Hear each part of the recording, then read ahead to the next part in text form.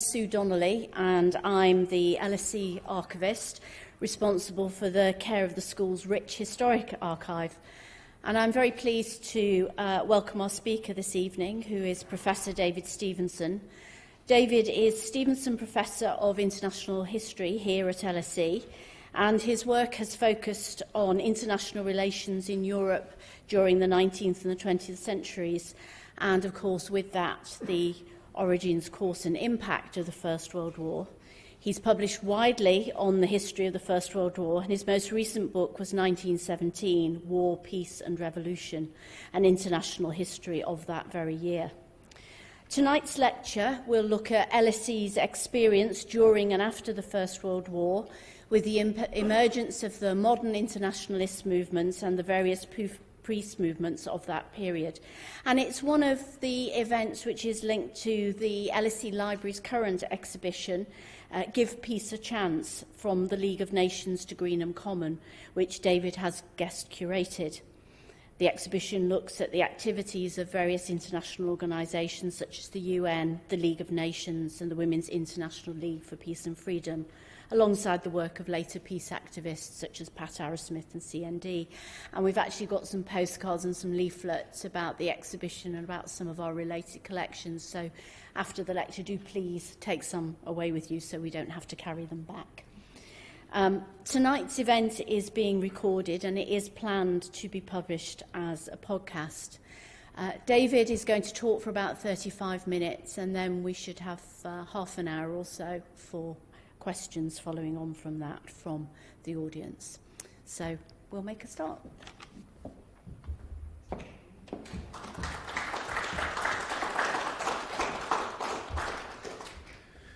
Right, well, thank you very much for that kind introduction. Can you hear me in the back row? Yep. And I hope everybody can see the slides. So what I'm going to do is, I said I'd cover the LSE Internationalism and Peace from 1914 to 1945. I'm actually going to start before 1914 and I'm going to end after 1945, but the focus will be on the two world wars and the interwar period. And the focus will also be on the LSE, though the talk will basically be about the history of the British peace movement. But the LSE plays a remarkably important role in that, and I think sometimes that role deserves to be better known. And of course I'm doing this in connection actually with three exhibitions. I don't know how clear they are. The blue is on the slide, but it doesn't matter in a way because the ones that are in blue are both online. So there's an exhibition which you can see now in the library gallery, or you could see until 7 o'clock tonight, and then it's opening again tomorrow. But that's the exhibition Giving Peace a Chance, from the League of Nations to Greenham Common. That's in the library gallery, just on the left-hand side as you come into the gallery. It's on until April the 24th, until Easter. It was jointly curated by Daniel Payne, and by me, and do go and have a look at it. It covers the whole period from 1919 really to up to the present. And then there are two online exhibitions. One was also curated by Daniel. That's the one on WILPF, Women's International League for Peace and Freedom, and then there's one by me on the LSE's First World War, and those are both part of the Google Arts project. So those, you can go home as soon as you've been inspired by the lecture and go and look at those on your iPad. So three exhibitions, and I'll be drawing on all three of them, but all of them in one way or another illustrate, testify to the richness of the LSE's holdings in the LSE archives. So I'm going to concentrate really on people who are connected with the LSE, either because they were members of staff here or they were students here, or their papers and relics are in the LSE archives. That's the two forms of the LSE connection. But I want to talk then about, give you a survey, a bird's eye view of the peace movement as it's evolved in Britain in the modern period. Why am I starting with William Penn and Richard Cobden? I need to go back before 1914 in order to give you some indication of the context from which the 20th century peace movement in Britain emerged, and that peace movement has been very strong. It hasn't always been effective, and one of the questions people may want to ask me about is how effective and how much influence it's actually had on government policy. But it's at times been very popular and it's been very large, though it's a kind of intermittent story, actually. There's a story of peaks and troughs. There are periods when it's appeared to have enormous influence and spread and support, and periods when it's been languishing. The other thing to say is a bit about terminology. There's two strands, I think, which have led into the modern peace movement. One is religious and one is secular. The religious side is why I begin with William Penn and the Quakers. The secular side is why I've illustrated Richard Cobden, mid-19th century economist and international theorist. And in some ways this leads to two different strands within the movement, the pacifist strand and the internationalist strand. Going back to my title, I said it was about internationalism and peace. One of the problems in talking about this subject is that the term pacifist is used confusingly and in some ways ambiguously, and it actually covers two different phenomena. One is primarily absolute pacifism on moral and ethical grounds. War is wrong, international organised violence is wrong, it is something we should have nothing to do with. That the individual pacifist takes a stand on moral and principle grounds against any involvement in international violence and war. That, if you like, is originally a religious strand, but in the 20th century has become a secular one as well. The other strand, the internationalist strand, doesn't believe that war is necessarily unjustified in any circumstance, but the circumstances in which it's adopted must be strictly circumscribed, and preferably be primarily the province of international organisations rather than sovereign states. The Cobden strand in some ways leads into that view, into internationalism and the support for the League of Nations and the UN that we have in the 20th century. Hi. Now, commonly, pacifism is used to cover both these things, and it's misleading. So I'll try to keep a distinction between pacifism and internationalism here, though at times the movements have very much merged together. Now, where does the LSE fit into these? Before 1914, it doesn't really fit in very much at all. The LSE was founded, of course, in 1895. Here you see a picture of the first purpose-built building. This is Passmore Edwards Hall, which was opened in 1902. And it was opened as very much as something that was not like Oxford and Cambridge. Its models were rather the École Libre des Sciences Politiques in Paris, or the Massachusetts Institute of Technology. It was to be an urban campus for educating professional men and women, very importantly. It was both genders, and much of the teaching to begin with was done at night. It was not actually politically, though it's founded, of course, by socialists, by the Webbs. The intention initially was that the institution should not take up a political position, though it would provide the research and information and factual knowledge and investigation that could form the basis on which an informed public opinion about political and social issues could arise, and teaching would follow closely from that research. But it was not intended as an institution to take a political position, either at home or in international matters.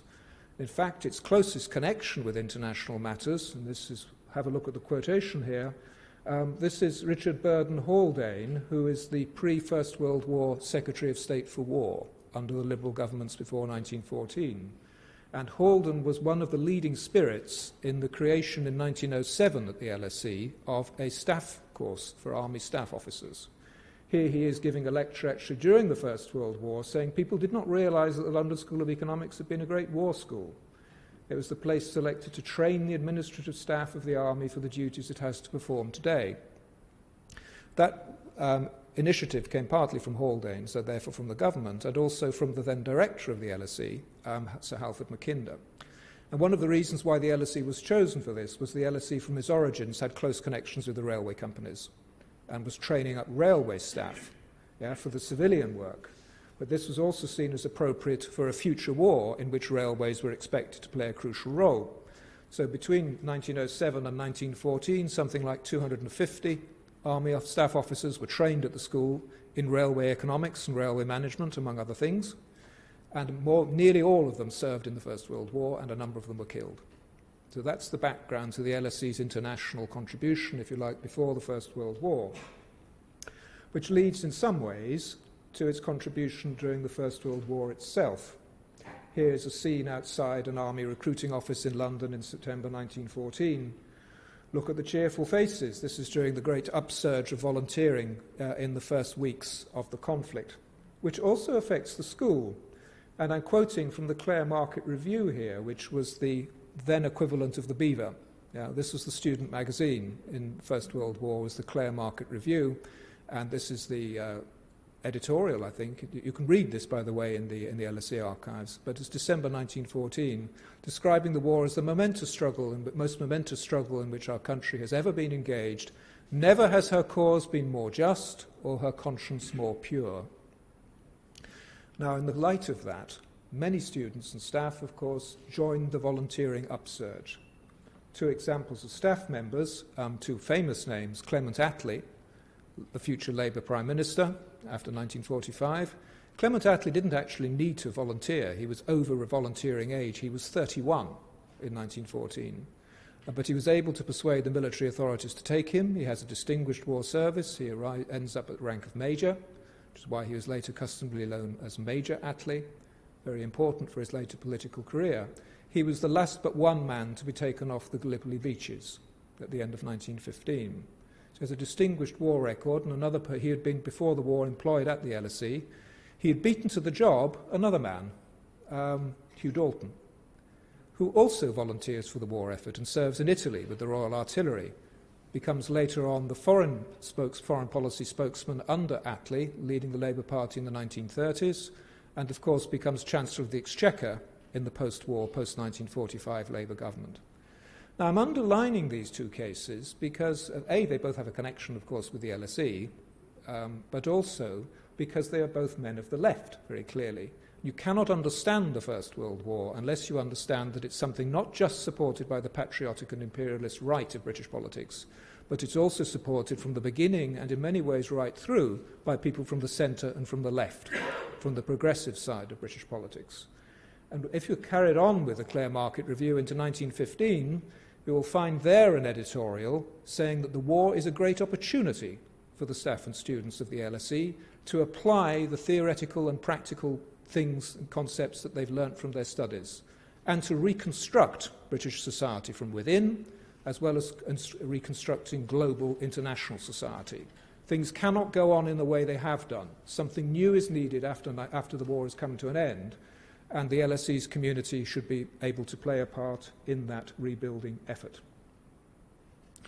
Now, there was always a countercurrent, or very quickly there emerges a countercurrent of much more sceptical support for the war, arguably not support for it at all. And one of the key agencies here is a body called the Union of Democratic Control, which was formed at the end of 1914, and its secretary, E.D. Morell, his papers are conserved in the LSE archives. Now, he'd made his name as a campaigner against Belgian atrocities in the Congo, the Belgian rule in the Congo before 1914. If you know the wonderful novel by Joseph Conrad, Heart of Darkness, that, of course, is based on Conrad's visit to the Congo and his representation of it, if you like, in literary format. But Morell in 1914 becomes the chief mobilizing spirit behind the Union of Democratic Control, which doesn't oppose the war outright, but supports the war only on conditions that it's fought for a just and lasting peace settlement based on internationalist and liberal principles. There should be national self-determination, for example. You shouldn't move territory around without the consent of the inhabitants. There should be arms limitation, move towards freer trade, and some kind of international organisation.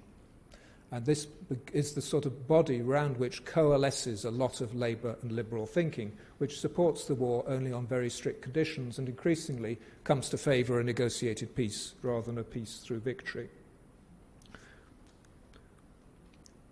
Another strand which emerges early in the First World War, and this is something new, I think, is a distinctive women's peace movement, gender distinction within the peace movement. And the key moment here is the formation of the Women's International League for Peace and Freedom in 1915. It wasn't actually called that in 1915. It had another name until 1919. But it's set up at a congress at The Hague in 1915, and we see some of the founder members here. Among the most prominent is Catherine Marshall, who before the war had been one of the leading organisers in the women's suffrage movement. Particularly, she'd been one of the leading organisers in the NUWSS, the National Union of Women's Suffrage Societies, whose founder, Millicent Fawcett, is commemorated, of course, in Fawcett Tower, which is just in that direction from where we are standing now. The moment we're in Pankhurst Tower. So we're commemorating the other wing of the movement, the direct action wing, led by the Pankhursts, but much larger actually, and much more, and initially supportive of the war effort, was the NUSS. In 1915, Marshall and others, particularly younger people in the movement, broke away from the NUSS, partly in good measure because of the attitude that it took in relation to the First World War. And they formed the WILPF, which is still in existence very much, and you'll see, if you want to find more about the WILPF, A, its papers are here, and B, selections from the archives are on display in the online exhibition that I've mentioned. So anyway, the point I'm bringing across is that there's a kind of ambivalence in the attitude of the left to the First World War from very early on, and this ambivalence in many ways increases as you move towards 1917, 1918. Now, Sidney and Beatrice Webb, here they are. Two of the founding spirits, the moving spirits, of course, behind the creation of the school in 1895, affiliated and lifelong sponsors of the Fabian Society. They're important in two ways. They're important, first of all, in the movement that leads to the creation of the League of Nations, and secondly, they're important in the World War I transformation of the Labour Party. There's a lovely portrait of them, if you don't know it, in the LSE Founders Room, if you want to go back to the old building. But this is a rather similar picture here of them sitting at the hearth, perhaps in their home. Sidney is the one who's more important during the war. I don't want to relegate Beatrice, but Beatrice had a nervous breakdown, partly because of the effect of the war. In the later part of the war, she served on the Reconstruction Committee, which was set up by the Lloyd George government in 1917. So her primary input is into planning for Homes Fit for Heroes and for social reconstruction at home. If we're looking at the international dimension of Labour Party thinking, we need to concentrate on the role of Sidney. Sidney was still very much associated with the LSE. He'd been chair of the Court of Governors until 1910, but he's still a governor and a very active one during the First World War. He's very involved, for example, in appointments at the school during that period. Sidney, I'll go back to that in a second. Sidney has a role in the formation of the League of Nations. Particularly, he commissions a pamphlet by Leonard Woolf on the League of Nations in 1915. Leonard Woolf, as you probably guess if you don't know, was the husband of Virginia Woolf, the famous novelist. So there's a lot of interconnection here between the Fabians and the Bloomsbury Circle in North London. Yeah? These are all people who all know each other. It's a restricted circle. And the thinking about the League of Nations emerges really from discussion groups in London and in Cambridge in 1915 and 1916. Among the first actual organisations that's set up is the League of Nations Society. This is actually referred to in the exhibition in the library, but the League of Nations Society was created in 1915. Develops later into the League of Nations Union, which I'll say more about, but it's the primary internationalist pressure group in the 1920s and 1930s. So, another person who's connected with the League of Nations Society, by the way, is H.G. Wells, who also has a rather notorious connection with the LSE. He ran off and eloped with the daughter of Pember Reeves, who was the LSE's director while the First World War was going on. But H.G. Wells is, of course, famous for all sorts of other reasons as well. So Sidney and Beatrice Webb. First of all, Sidney is important in starting off, kick-starting the planning process that leads to the formulation of practical proposals for a League of Nations. Notice that this thinking is actually done in the UK, even though the person we primarily think of as driving the course of initiative that leads to the League of Nations is the American President, Woodrow Wilson. The other thing that Sidney Webb is important for is the reconstruction of the Labour Party, on which he works closely with Arthur Henderson, who is the Labour Party leader throughout the First World War. By 1917-1918, the result of this work is three key documents. One is the new Labour Party Constitution, the 1918 Constitution, which includes the famous or notorious, depends on your viewpoint, Clause 4, that this is the socialist commitment to public ownership of the means of production. This is what Tony Blair reversed in the 1990s. So the party adopts a new constitution. It adopts a new domestic programme called Labour and the New Social Order, and it adopts a new international programme, the Memorandum on War Aims. This is the conference at Westminster in 1917, and you can actually see Henderson speaking here. This is the conference that adopts in December 1917 the Memorandum on War Aims, from which I quote the key section, really, which stresses two things. Number one, democracy. This is a phrase that we could associate with Woodrow Wilson, the idea of a war to make the world safe for democracy. But here you see the Labour Party taking it up. The fundamental purpose of supporting the war is that the world may be made safe for democracy. But as a means to this, the movement demands that the Treaty of Peace shall establish a supranational authority or League of Nations. Yeah? So the Labour movement is committed to a war for democracy and a war for the creation of a League of Nations. Uses the vague phrase supranational. Doesn't actually say supranational. Not necessarily a direct restriction on national sovereignty. Anyway, by the later stages then of the First World War, the Labour Party has been transformed both in its organisation and in its domestic and its international programme. And Sidney Webb, not the only person of course, but Sidney Webb is one of the key movers in this transformation. So we come forward to the Peace Conference in 1919. The LSE is strongly represented. Here are two examples of the people who are here. Ella Winter, who had been an LSE student, comes across with Felix Frankfurter, Professor Felix Frankfurter in the American delegation. Paul Montou, who had taught at the LSE before the war and serves as a French officer during the war, is the translator. He is the person who translates for the Council of Four, as it's called. This is the key peacemaking body at the Peace Conference, where Georges Clemenceau, French Premier, Vittorio Orlando from Italy, David Lloyd George from Britain, and Woodrow Wilson from America, they thrash out the key provisions of the Peace Treaty of Versailles with Germany, with Montou translating. Two other people who were there, Philip Noel Baker, who I'll mention later on in the presentation, and Charles Kingsley Webster, who later on became a professor at the LSE and is important not only at the Paris Peace Conference, but is also important at the end of the Second World War in drafting the UN Charter.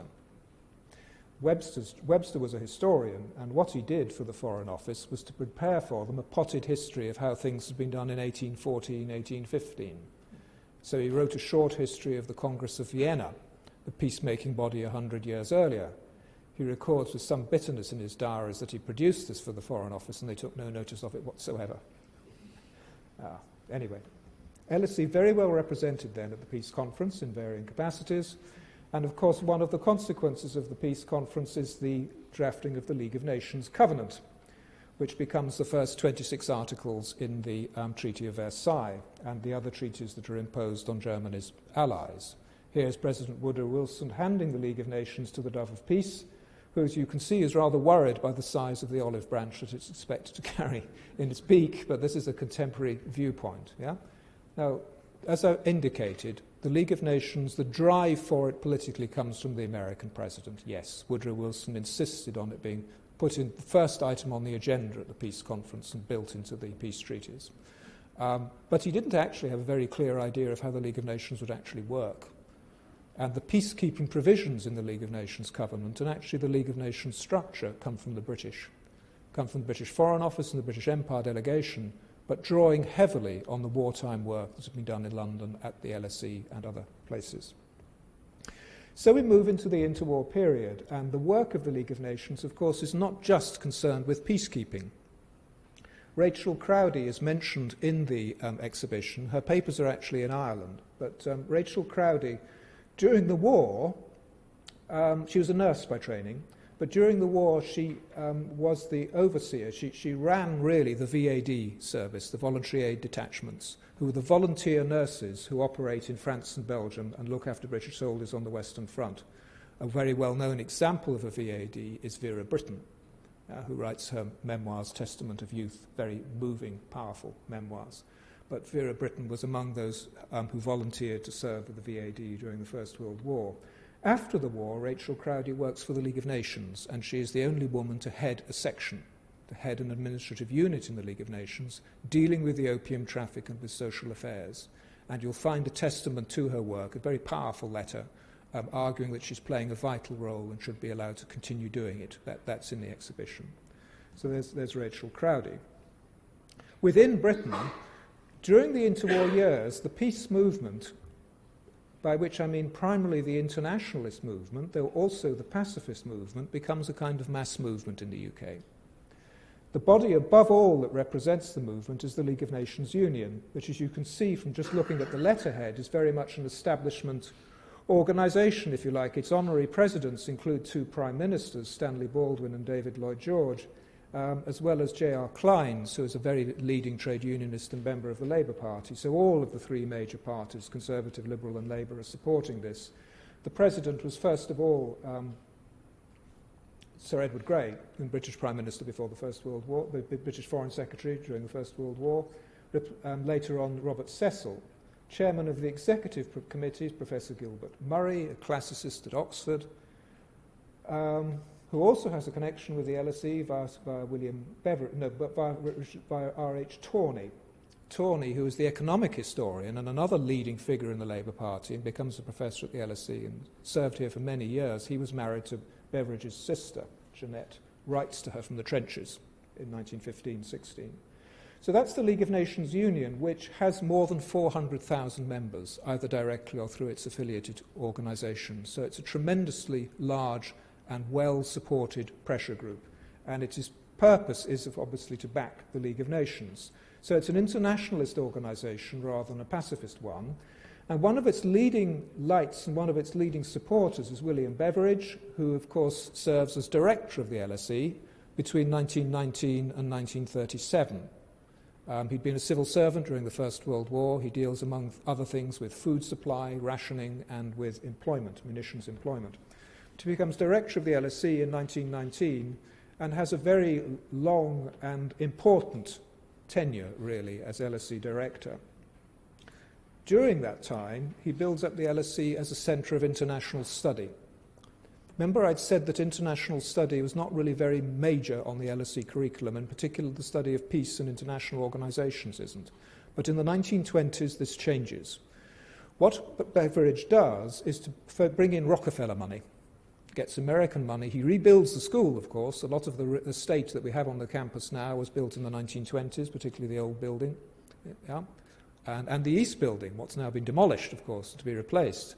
But the LSE's campus, until recently, was very much a 1920s product, in keeping the other buildings you see along Kingsway. Anyway, Beveridge raised the money for that. He also raised the money for new academic initiatives and for building up international studies.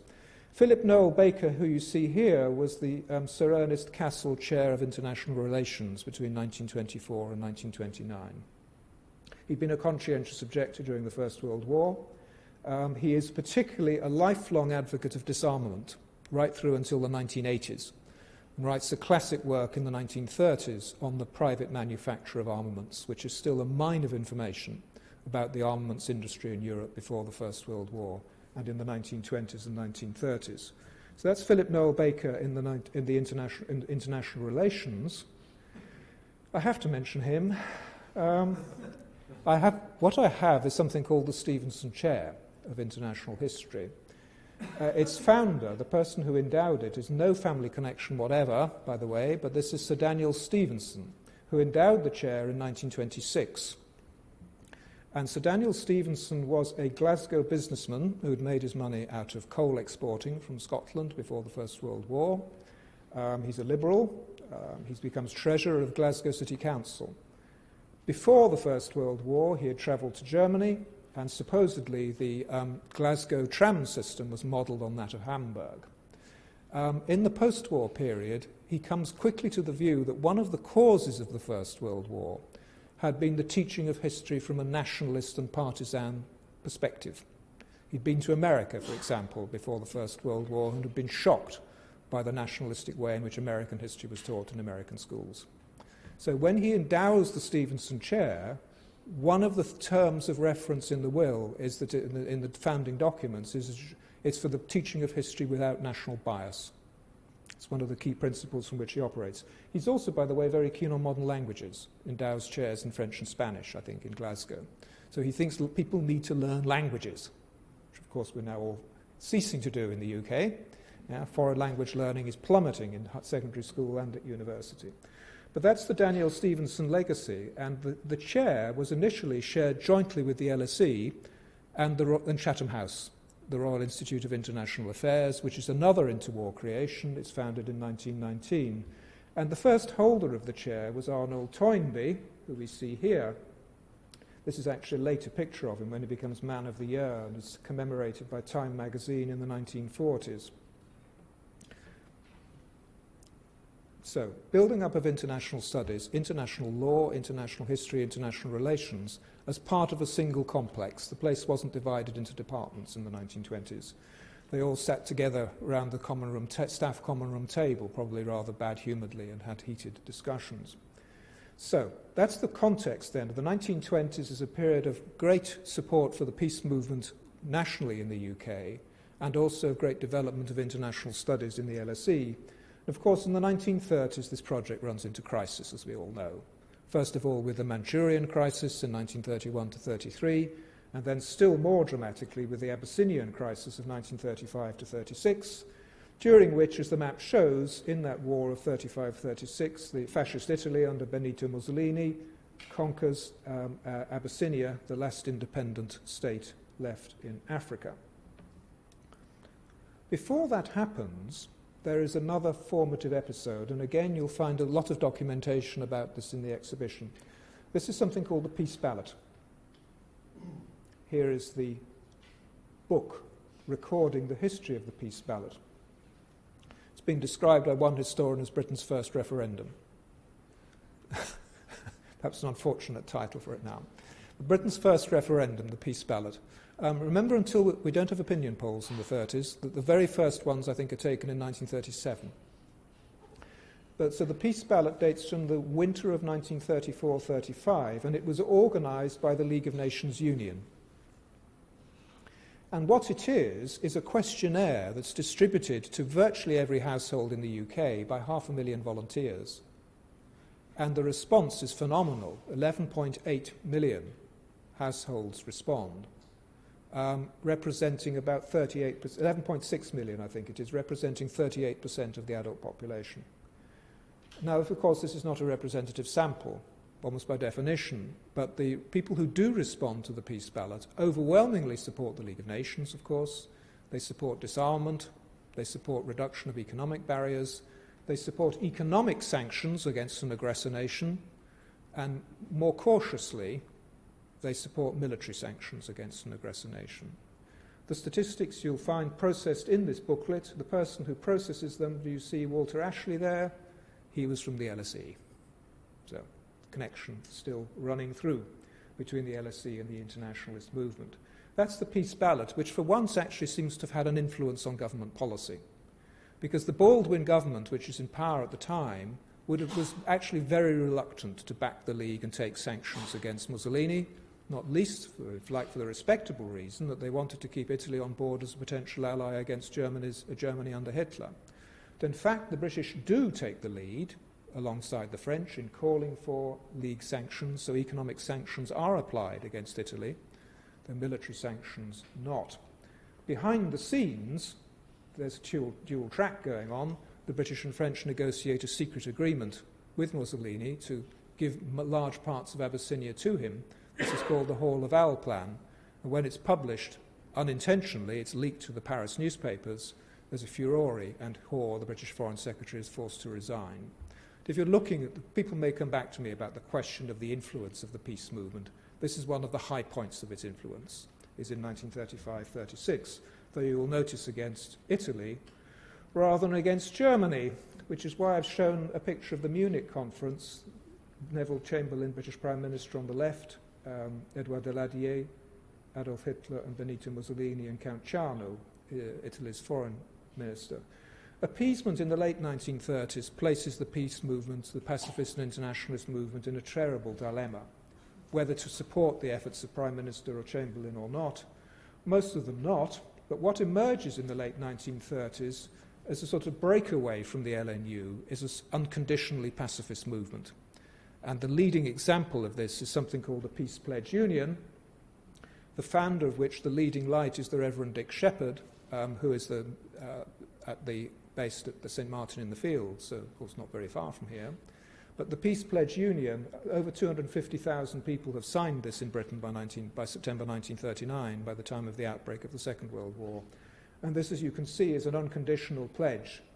I will never support or sanction another war. In other words, that they will not accept conscription. They will be conscientious objectors if another war breaks out. So there is, by the late 1930s, there's the LNU arguing against the trend, really, for support for the League of Nations, which is in many ways being discredited after the Abyssinian War. And on the other hand, a more radical pacifist movement, unconditional opposition to any involvement in armed military conflict internationally. In the light of all of that, manoeuvring in the middle is the Labour Party, led after 1935 by Clement Attlee, with Hugh Dalton as his principal foreign policy spokesman. And what those two do is steer the Labour Party away from pacifism, because in 1933 it had been committed to a general strike to stop another war. By the late 1930s, the Labour Party supports international solidarity, forming of a collective security alliance with the Soviet Union to contain Germany, rearm. In other words, the Labour Party has moved into the position that enables it to enter the coalition with Churchill in May of 1940. Well, there's a London milkman during the Blitz. I'll say less about the Second World War, but I have to mention him again, William Beveridge, because although he has now left the LSE, he went to Oxford in 1937, and then, of course, during the Second World War, is primarily famous for his work on the Beveridge Plan, the Beveridge Report of 1942 for social security system and formation of the welfare state. But once he'd done that, no, he's still a man doesn't lack energy. He then moves back into propagandizing for the League of Nations movement, but for a new, strong internationalist organization to replace the League of Nations in the post-Second World War period. That's at popular level. At, if you like, elite level, we come back to Charles Kingsley Webster. Now, Webster was the second holder of the Stevenson Chair of International History. He's appointed to the position in 1932 to replace Toynbee, and he holds the chair until 1953. But during the Second World War, he was seconded to British propaganda work in the United States and then to the Foreign Office. Between 1943 and 1945, he is closely involved with the leading civil servants in the Foreign Office in drafting what becomes the UN Charter. First of all, he drafts the British founding documents for the UN Charter. Then he goes across the Atlantic to America and negotiates with the Americans as part of the British delegation. He attends the Dumbarton Oaks Conference near Washington, D.C. in 1944, which is where the UN Charter, the details of it are mostly drafted. He is also at the San Francisco Conference in 1945. Here you see the signing ceremony at the San Francisco Conference. Not sure whether this is the one with Webster in, but the picture you'll see in the exhibition shows Webster at the actual signing ceremony with the other members of the British delegation, including Lord Halifax, the British ambassador in Washington, who actually signs it on behalf of the UK. Webster's papers are, of course, in the LSE collection. He left a diary, a very detailed diary, describing his wartime experiences. He was full of himself, I think, as you get a sense of this when you read the diary, but he felt that he had made an important contribution in at least two areas. Number one, Winston Churchill, the Prime Minister, wanted a reference in the UN Charter to the creation of some kind of United States of Europe. Webster is able to, with other officials, of course, to edit this out. Though later on, soon after the Second World War, in 1946, Churchill comes out in public with his famous Zurich speech calling for a United States of Europe. The other thing that Webster did was to influence the Americans, or at least so he says, to influence the Americans on the most divisive single issue in the formation of the UN Charter, and this is the question of the veto power that should be exercised by the permanent members of the Security Council. The UN Charter in many ways resembles the League of Nations Covenant, but it's also underlying it is a radically different concept. The key concept is what the American President Franklin Roosevelt called the idea of the four policemen.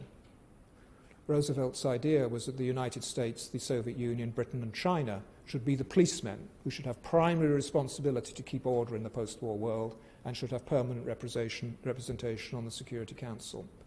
By 1945, the 4 policemen have become 5 because the British have insisted on France being added to the permanent members. Webster strongly backed that, also, by the way, against sceptics in the Foreign Office. But the question mark is whether these people will be obliged to abide by United Nations decisions, particularly peacekeeping decisions. The Soviets famously wanted to have an absolute veto. What actually emerges at the San Francisco conference as a compromise, first reached actually at the Yalta conference in February 45, but endorsed at San Francisco, is a compromise arrangement. It's a veto on procedural matters, but not final content matters. Anyway, Webster argues that he had influenced the Americans to move away from the Soviet position towards the British position. The Americans initially wanted to take the Soviet line, in other words, the big powers should be pretty much exempt from the decisions of the UN, so that the UN imposes big power views on small powers. That's the original Soviet position, the one which the Americans were sympathetic to. Webster argues he's able to bring the Americans round to the British view, which is that there should not be kind of one law for the big powers and another law for everybody else. I mentioned Lionel Robbins briefly. He's also, and of course, been a professor at the LSE, but a professor of economics. He attends the Bretton Woods Conference, which is the conference at Bretton Woods, New Hampshire in 1944 that sets up the International Monetary Fund and the World Bank. And he leaves a very vivid diary of this, where he describes the chief American representatives and the conflict that emerges between the Americans on the one hand and the British on the other. Particularly, there are some wonderful descriptions in there of John Maynard Keynes, nearing the end of his life, by this stage soon to be entrusted with negotiating the American post-war loan to Britain in 45-46. Now, briefly, the Cold War period. I said I'd go a little bit beyond 45. I've already gone beyond the 35 minutes, but I think I should bring the story, as far as I can, up to date. In the early Cold War period, the peace movement in Britain was relatively weak. Yes, something called the United Nations Association was set up in 1946. Webster was at the founding ceremony, which was at Westminster Hall, I think. The first session of the UN was in London at Westminster Hall, but the United Nations Association is set up to replace the League of Nations Union. In the post-45 period, the Labour government, under Attlee and Dalton, cooperates closely with the Americans in building up the institutions of the Atlantic Alliance, including NATO, cooperates in the containment of the Soviet Union, but also favours a strong United Nations, and of course British troops are sent to Korea in 1950, when North Korea invades South Korea and the Security Council passes a resolution authorising the use of force to repel the North Korean aggression. But that's all Labour government policy in 45 to 51, which has basically supported much of it by the internationalist movement, though there is a countercurrent which is more sceptical. This relative unanimity on the left breaks down in the late 50s. And here we come to the crucial role of the campaign for nuclear disarmament, which emerges in 1957. And there are two kind of waves, really, of strong support for CND. The first one is the late 50s, early 60s, and the second one is in the late 70s and early 1980s. And they're both rather similar periods. There's a kind of pattern here. Both the late 50s, early 60s and the late 70s, early 80s are periods of high superpower tension. Yeah, think of the Cuban Missile Crisis in 1962, Berlin crises between 58 and 61. The late 70s, early 80s, this is the period of the Euro missiles, the Soviets deploying SS-20s in Eastern Europe and NATO deciding to respond by installing Pershing II missiles in Germany and cruise missiles in Britain and in Sicily. So these are periods, if you like, of high tension, crises, and major developments in the arms race, including new technology. And in the late 50s, one of the key issues is Britain deciding what to do with its nuclear deterrent in the new world, where in the late 50s, early 60s, the powers are moving away from bomber-carried deterrents to missile-based deterrents that, of course, can reach their targets much faster, to which there's no real defence. And they are now delivering H-bombs by the late 50s, early 60s, which are far more powerful than the atom bombs that have been dropped on Hiroshima and Nagasaki. So this is the context, then, in which CND takes off. Here's the first, I think, this is the second of the march from London to Aldermaston to the nuclear weapons establishment at Aldermaston in Berkshire. Later on becomes a movement, annual march that ends up in Trafalgar Square. And here is Pat Arrowsmith, whose papers are also at the LSE and is also featured in the exhibition. Pat Arrowsmith, one of the founders of CND, a lifelong campaigner for the CND cause, imprisoned no less than 7 times for her direct action against nuclear weapons and against British government policy. This is the second wave. This is the late 70s, early 80s, the most dramatic example of it being the Greenham Common protest. Greenham Common, remember, in Oxfordshire, I think, is where the American cruise missiles were going to be located and are actually installed in 1983. And here you see an event also in 1983, which is when women linked arms right round the perimeter of the American base, where the peace camp stayed until as late as 2000, long after the 1989 Intermediate Nuclear Force Treaty provided for the destruction and removal of medium-range missiles and medium and interrange missiles from Europe. So 2 waves of support for the peace movement, and this, I would stress, is the pacifist side of the movement rather than the internationalist side of the movement, because the central tenet of CND policy is that nuclear disarmament should be unilateral. Britain should set the example in the hope this will kickstart a wider process of disarmament that will also involve the United States and the Soviet Union. The internationalist side of the movement was very sceptical about that argument, and the United Nations Association did not support the CND campaign. This is the third wave.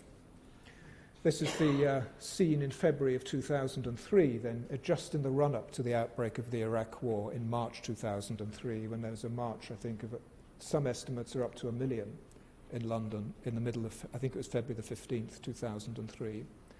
Now, this, of course, is different from the anti-nuclear protest, but this is a movement that both the pacifist and the internationalist sides of the movement can support, because the Iraq War, A, was a war, but B, was a war that was going to be conducted without the authority of the League of the United Nations. Now, if we can come up to the present, the final thought I'll just leave you with is that we're back in a situation of high great power tension. We're back in a situation where international arms control treaties are being dismantled, and where a new nuclear arms race seems to be developing, perhaps more dangerous even than the ones we've seen in the 1960s and 1980s. We're back in a situation where CND is gaining members, and where petitions are being sent to and published in the Guardian newspaper.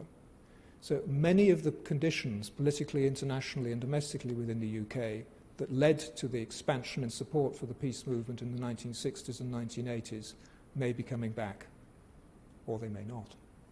But I'll leave you with that thought. But what I hope I've established a little bit is a kind of pattern which maybe will give us some interpretation of the past history of the peace movement and where it might be going next. Thank you.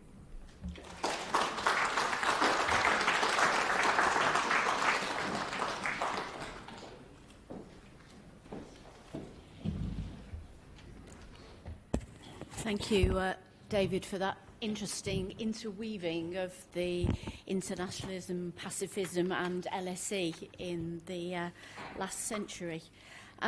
We've got some time for questions. We've only got one mic, which is over there. We are recording this, so if you could wait till the mic reaches you, if you've got any questions, and then introduce yourself, that would be great. So, is anybody? Question there. Short one. I'm Tommaso Milani from the International History Department. Well, first of all, thank you, David, for this lecture. My question actually refers to an aspect which you didn't really focus on in the lecture, but I'm just curious about it.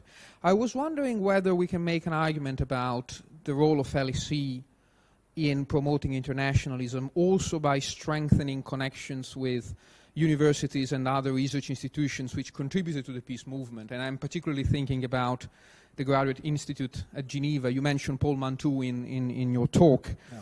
And of course other LSE academics gave their very famous lectures, such as Lionel Robbins and others. I was just wondering, on the basis of your research, how much we can found in the LSE archives about these institutional links and joint efforts between LSE, Geneva, and other places, particularly in the interwar period, but also afterwards. Thank you. Did everybody hear the question? Yeah, this is about the international links between the LSE and other universities. One of the things on which there's a good deal in the Beveridge papers is Beveridge's initiative on behalf of displaced scholars in the 1930s, to which he gave a lot of attention.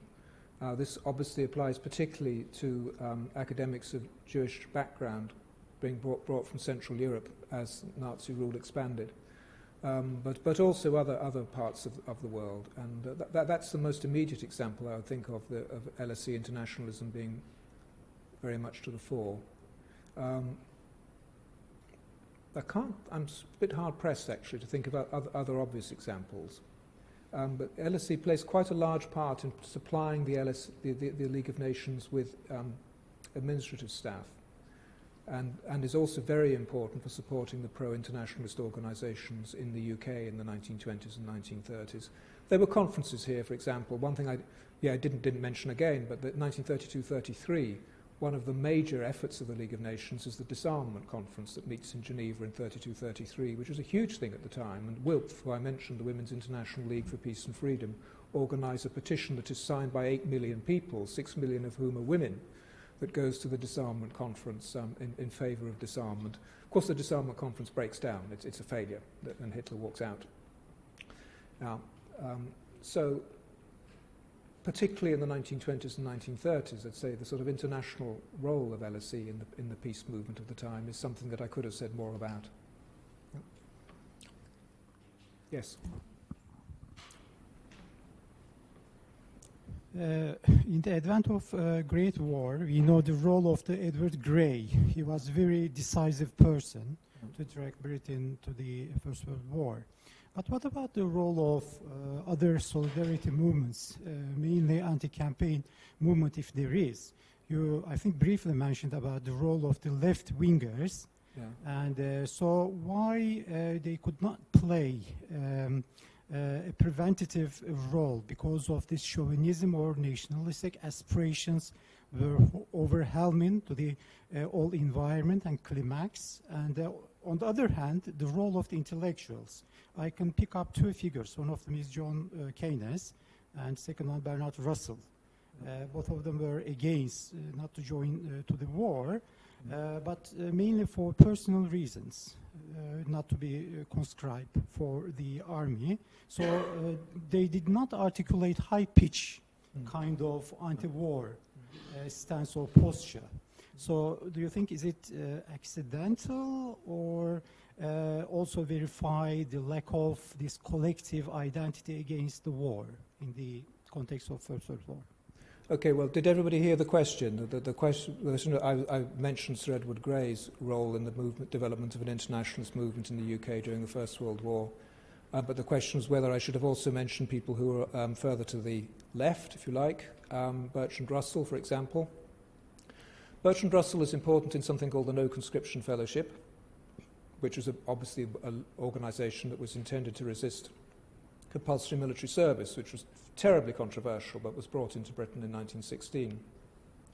Catherine Marshall, who I mentioned at the beginning, was involved not only in WILPF, but was also very much involved in the No Conscription Fellowship. She actually had a relationship with Clifford Allen, who was the main organiser of the No Conscription Fellowship, but Bertrand Russell was also involved with that movement. So if you're looking a bit away from the kind of establishment-backed or Liberal Party and Labour Party-backed internationalist movement and more to the kind of more radical elements of the anti-war movement, the No Conscription Fellowship is a good example, which cooperates with the Union of Democratic Control to some extent in 1917, 1918. And you can argue that what Arthur Henderson and Sidney Webb were trying to do with the Labour Party was to head off the danger of more, as in their view, if you like, more extreme, more unilateral organisations from gaining support. Particularly becomes that important after the Bolshevik Revolution, after Lenin and the communists gained power in the Soviet Union and and of course very quickly moved to establish a unilateral peace with Germany. And there were people on the left in the UK who were arguing that the Western Allies should do the same thing. Okay, one always oversimplifies, of course, in these kinds of presentation. what I hope I was trying to bring out was there are tensions between what we call the peace movement, between, if you like, a more moderate internationalist wing and a more radical wing, which I call an absolutist pacifist wing. And that comes out from some of the standard histories. The best one, by the way, if you want to read more about this, I like the book by James Hinton called Protests and Visions, which is a kind of attempts to give a survey of the peace movement in Britain from the 19th century to the 1980s. But that's very much his theme. And you can see it at work right through this period. I mentioned the late 1930s tension, but actually again in the First World War too. There are lots of different currents in the movement. The one that becomes the strongest and most influential is the League of Nations Union, and that's the one that most influences the British government. No conscription fellowship was much smaller, and of course essentially doesn't have any influence because conscription is introduced, though conscription is modified by the government reluctantly agreeing to provision for conscientious objectors. But they were reluctant, and many of the conscientious objectors were treated badly. But you could object on conscientious grounds in the First World War and also in the Second. Quakers? Sorry? Quakers? Well, how do you spell that? Quakers. You know, I don't know about that. You have to. Quakers. Oh, Quakers, right. Okay, well, I mentioned them right at the beginning. I think William Penn appeared in the first slide. So I did get them in. But they remain very important. But one of the big changes after the First World War is how the peace movement, if you like, becomes less religious and more secular. If you're looking at the 19th century roots, it's not just the Quakers, it's also the nonconformists are extremely important. The nonconformist churches lose a lot of their strength and influence in British society after 1918, partly because many of them had actually supported the war effort.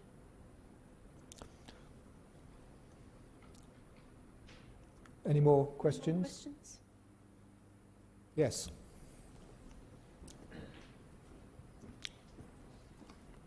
Thank you very much, Professor Stevenson, for one of the speech. I'm an alumni from LSE. And my question is, you've mentioned a lot about academics as well as intellectuals who are associated with the LSE and their contribution to the peace movement, especially during the interwar years, as well as the establishment of international order after the Second World War. Could you, I wonder if you could perhaps elaborate more on the intellectual contribution by LSE academics to the peace movement after the Second World War?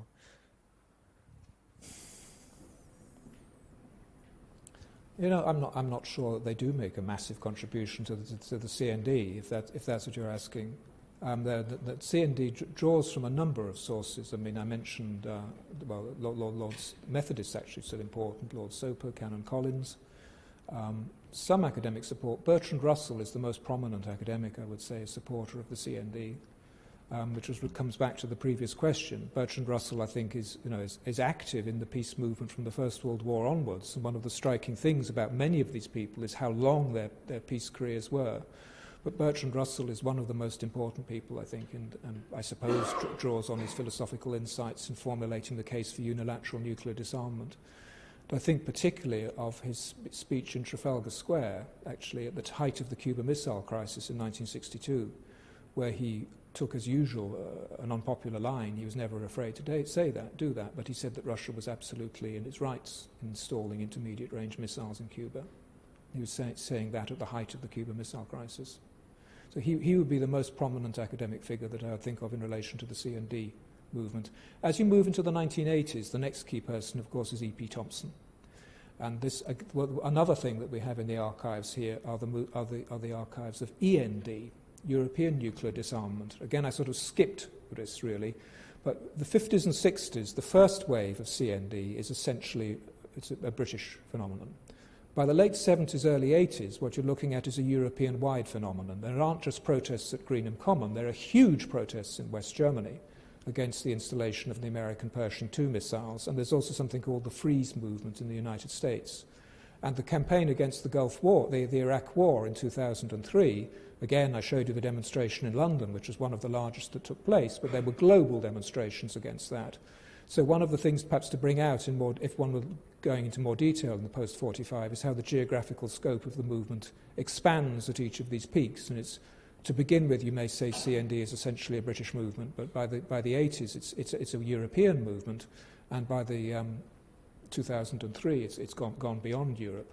But E.P. Thompson, obviously is a very prominent British historian, particularly the classic is the book on the making of the English working class, based at Warwick, actually, rather than LSE. But E.P. Thompson is one of the leading lights in the European nuclear disarmament movement and writes a number of very influential pamphlets about it in the early 1980s. So I'd single him out as well as Bertrand Russell. Yeah. Yeah. Could you just wait for the...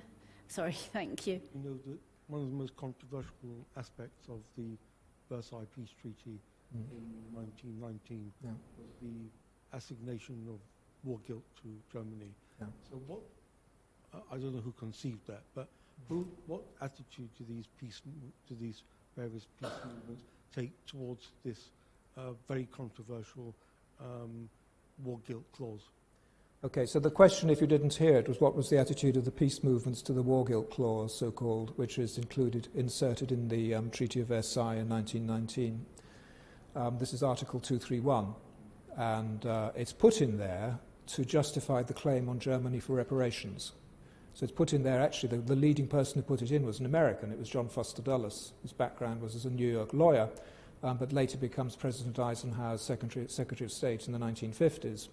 But the background at the peace conference is the Allies felt they needed a legal justification for demanding reparations from Germany, and what they put in is this war guilt clause claiming that the war has been imposed on the Allies and America by the German aggression. Therefore, the Allies are entitled to claim reparations, though they don't actually claim the entire cost of the war, which is what the extremists argued. Now, that was not really controversial among the Allied governments. Even Lloyd George, who thought reparations were too high and is a progressive in background, I think people on the left and on the right in government circles accepted that the Germans had primary responsibility for the outbreak of war. If you're looking at the peace movement, the WILPF, actually, the Women's International League for Peace and Freedom, from a very early stage, was very critical of the Treaty of Versailles. Catherine Marshall, who I think I mentioned in the presentation, showed a picture of her. She goes to a conference in Zurich as early as 1919, which condemns the Treaty of Versailles on the grounds that it's too harsh. So important elements of the peace movement take the view from early on that the Germans have been unfairly treated. That's not just a peace movement view, but of course if we're looking at the academic side of this, the key person to mention is John Maynard Keynes, connections with Cambridge rather than LSE, but his bestseller, The Economic Consequences of the Peace, also in 1919, sets out the case for saying that the peace treaty is unworkable and unjust. So the answer is that there is a big backlash against the reparations clause and the overall elements of the treaty from sections of the peace movement early on.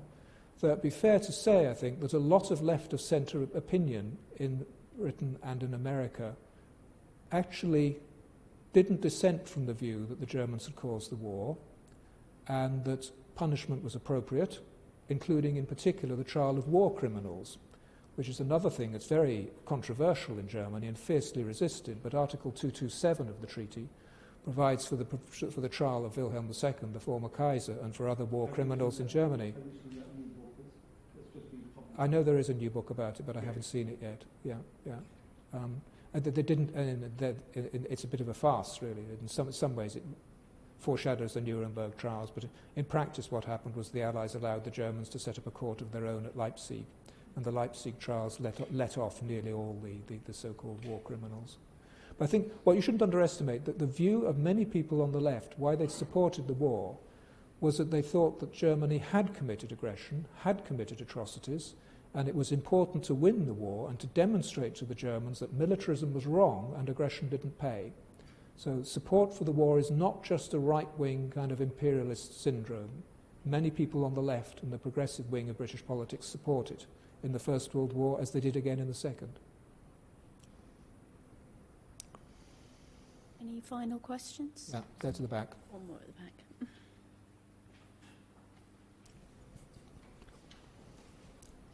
Thank you. I was a student in the history department and now I work at LSE. Right.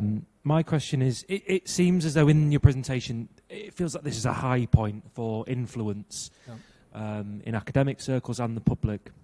My question would be, Do you think LSE still has that standing today in an age where experts are not trusted? Do you think LSE would have the weight it did back then to influence opinion on a public or kind of academic level?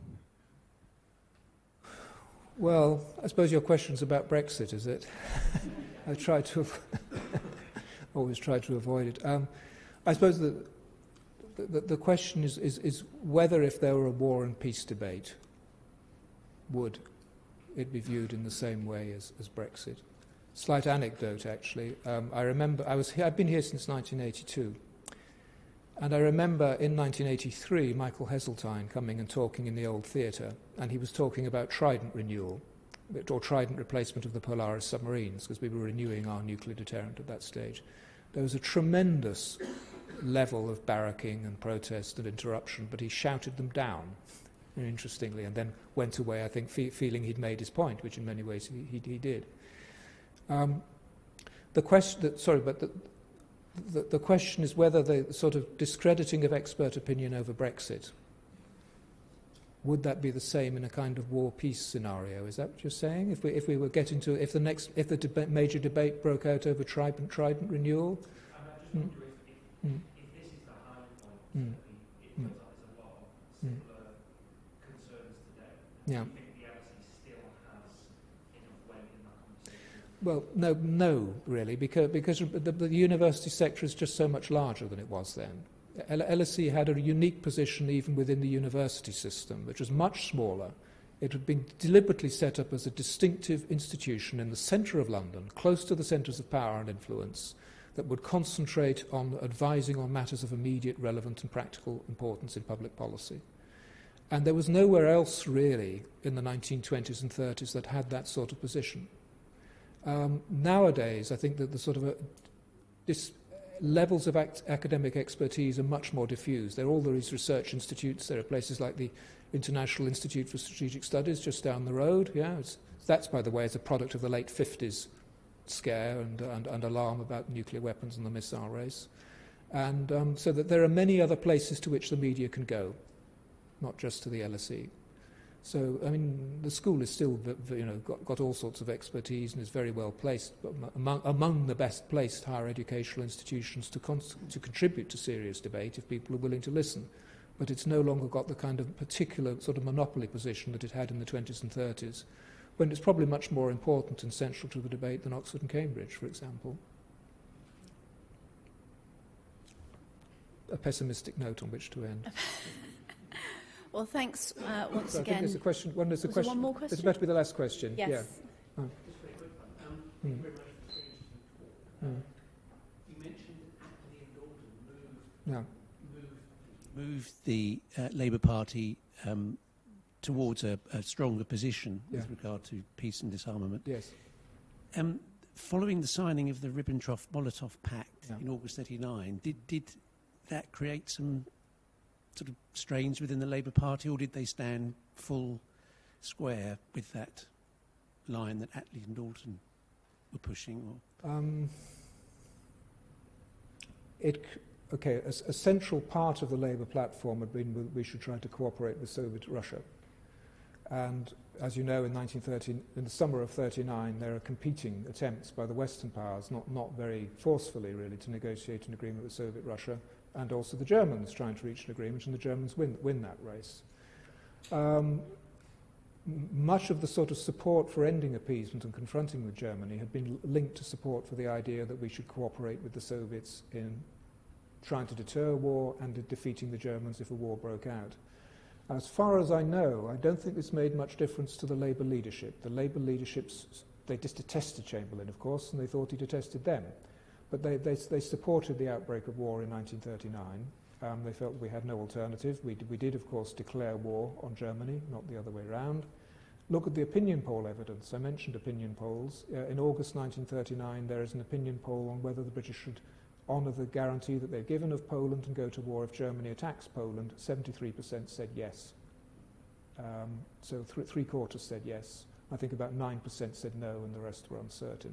So there's massive popular support as far as we can ascertain.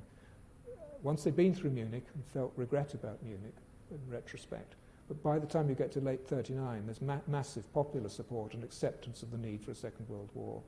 And I think the Labour Party leadership, most of it, agreed with that. And then the problem, of course, was what you do with the Soviet Union. And I think there is more tension within the party leadership about that. Stafford Cripps is a key person to keep an eye on here, who was sent on a mission to try to bring the Soviets in 1941, I think, and doesn't succeed.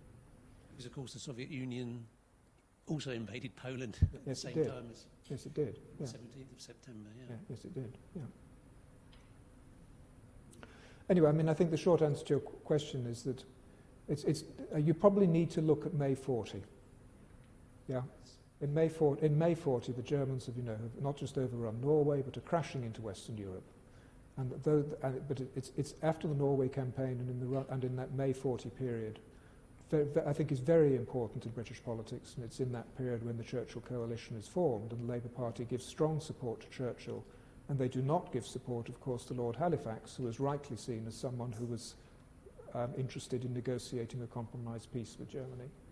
If you've seen the film The Darkest Hour, of course, it talks about all this. A good deal of what's in that film is fiction, but the essence of the story is not is there. Okay. Well, thank you once again for coming along this evening, and to David for his talk.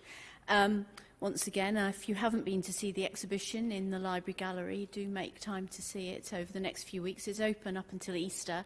It's open 7 days a week, and the opening hours are on the library website. And do take away some of the leaflets and the postcards as a reminder. Thank you.